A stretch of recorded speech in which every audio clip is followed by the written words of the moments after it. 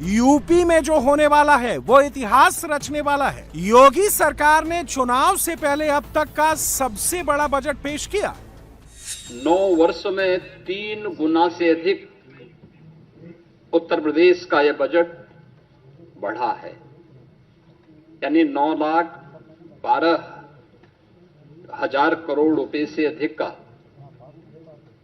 अब उत्तर प्रदेश की सबसे बड़ी आबादी का यह बजट आज उत्तर प्रदेश के विधानमंडल में प्रस्तुत हुआ है। 9,12,000 करोड़ का यह बजट पिछले साल से 12% ज्यादा है। इसमें शिक्षा, स्वास्थ्य, रोजगार, महिलाओं, इंफ्रास्ट्रक्चर पर खास फोकस किया गया। यूपी की जीडीपी इतनी बड़ी हो गई है कि योगी अब पाकिस्तान को भी चला सकते हैं।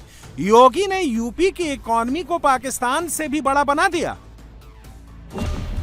25 करोड़ की आबादी वाले पाकिस्तान की अर्थव्यवस्था 35 लाख करोड़ की है, जबकि इतनी आबादी वाले भारत के उत्तर प्रदेश की कुल अर्थव्यवस्था 36 लाख करोड़ की होने वाली है। लेकिन ऐसा नहीं है कि यूपी की इकॉनमी रातों रात पाकिस्तान से आगे निकल गई या 2017 से पहले इसमें बहुत तेजी थी, बल्कि ये योगी की 9 साल की मेहनत का नतीजा है। 2017 में यूपी की सत्ता पर योगी के काबिज होने से पहले अखिलेश सरकार के दौर में 2016-17 में यूपी की इकॉनमी 13,30,000 करोड़ रुपए थी, जो योगी के आने के बाद 2017-18 में 14,76,000 करोड़ रुपए हुई। 2018-19 में बढ़कर 16,22,000 करोड़ रुपए हो गए। 2019-20 में 17,45,000 करोड़ रुपए तक पहुंच गए, जबकि कोविड की वजह से 2020-21 में 16,83,000 करोड़ रुपए हो गए। लेकिन 2021-22 में तेजी से ग्रोथ हुई और ये 20,28,000 करोड़ रुपए हो गई। 2022-23 में 22,96,000 करोड़ रुपए तक पहुंच गई। 2023-24 में 26,67,000 करोड़ रुपए पहुंची। 2024-25 में 30,25,000 करोड़ रुपए और अखिलेश के दौर के मुकाबले करीब 3 गुना बढ़कर 2025-26 में 36 लाख करोड़ तक पहुंच गए। जब योगी ने सबसे बड़ा बजट पेश किया तो सपा प्रमुख अखिलेश के लिए बजट की कमियां ढूंढनी मुश्किल हो गई। आकार बड़ा होना और खर्च कितना किया, अगर हम तुलना करें पिछले बजट से और इस बजट से,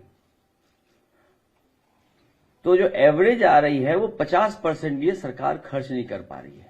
तो ये तो सरकार का खुद ही फेलियर है, गवर्नेंस का फेलियर है कि अगर हम बजट का आकार इतना बड़ा बना रहे हैं और जब खर्च करने की बात आए तो खर्च किसी विभाग में हम नहीं कर पा रहे हैं। 50 लाख करोड़ के एमओयू किए और 10 साल में 1 लाख करोड़ के लगभग केवल ला पाए, और वो भी जमीन पर कुछ नहीं दिख रहा है। और जमीन पर अगर दिखाई देता तो नौकरी रोजगार मिल गए होते। आज दोबारा इनको ना कहना पड़ता कि हम इतनी नौकरियां देंगे, इतने रोजगार देंगे। जब आपका इन्वेस्टमेंट आया नहीं, आपने अपनी तरफ से कोई बड़ा फैसला लिया नहीं बेरोजगारी दूर करने के लिए, तो आखिरकार इतने बड़े पैमाने पे जो बेरोजगारी, इसको कैसे दूर करोगे आप? फिर बजट में आप कह रहे हैं कि हम इतने लोगों को नौकरी देंगे। यूपी ने ऐसे ही ये सफलता हासिल नहीं की है। इसके लिए योगी का मैनेजमेंट ऑफ डूइंग बिजनेस को लेकर उनकी पॉजिटिव अप्रोच है। UP ease of doing business ranking में 2017 से पहले 13वें और 14वें नंबर पर था, लेकिन योगी के दौर में दूसरे नंबर पर है। यह जन विश्वास सिद्धांत ईज ऑफ डूइंग बिजनेस, हम 17 में जब आए थे, यूपी का ईज ऑफ डूइंग बिजनेस में जो रैंकिंग थी वह लगभग 13-14 पे रैंकिंग थी हमारी। हम लोगों ने पहले 3 वर्ष के अंदर इसको नंबर 2 पर लाने में सफलता प्राप्त की। फिर यूपी ने चीफ अचीवर स्टेट के रूप में अपने आप को स्थापित किया। अब तक यूपी को लॉ एंड ऑर्डर के लिए जाना जाता था। एनकाउंटर बुलडोजर एक्शन के लिए योगी मॉडल देश भर में फेमस था। अब योगी ने इकोनॉमी वाला मॉडल लॉन्च किया जो देश के लिए है। रिजर्व बैंक ऑफ इंडिया के मुताबिक इस वक्त भारत की इकोनॉमी में सबसे ज्यादा 13.7% का योगदान महाराष्ट्र का है। दूसरे नंबर पर 9.4% का योगदान तमिलनाडु का है और 9.1% योगदान के साथ तीसरे नंबर पर योगी का उत्तर प्रदेश है, जबकि कर्नाटक और गुजरात जैसे राज्य को यूपी ने पीछे छोड़ दिया है। कर्नाटक 8.7% के साथ चौथे और 8.4% के साथ गुजरात 5वें नंबर पर है।